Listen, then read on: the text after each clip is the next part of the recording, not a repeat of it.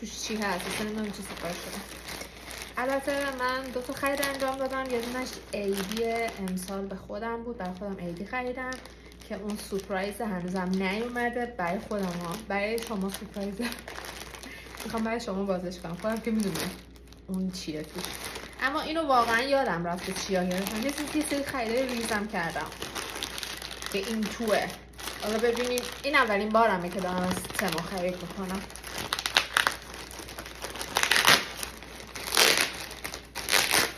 ببینیم چیا توشه و ببینیم که کیفیتش هم خوبه یا نه.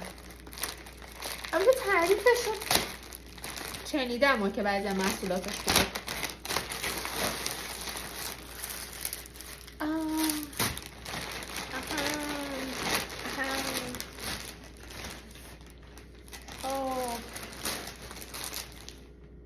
گلس گرفتم مثل همیشه که بهش نیاز دارم.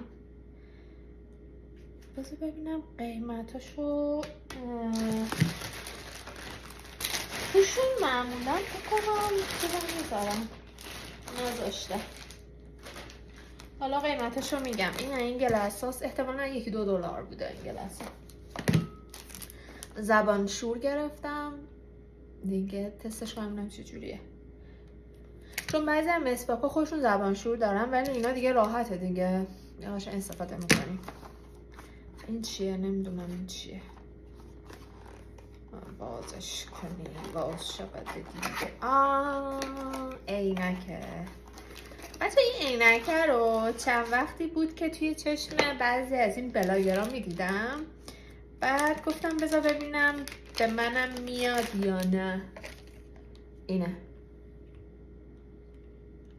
بعد اینو نقره‌ایشو داشت، روز گلدش هم داشت و گلدشو که من گلدشو گرفتم. و ببینیم چجوریه. ای بهار یاسمن. آره خوبه. البته باید تو آینه نگاه کنم. نه خوبه. کیفیتش هم خوبه. میبینید کیفیتش هم خوبه. خب تو جعبه هم نذاشه، این جعبه نداره. یه دونه از این پلاستیکا داره ولی از این چیزا هم داره، دستمال هم داره.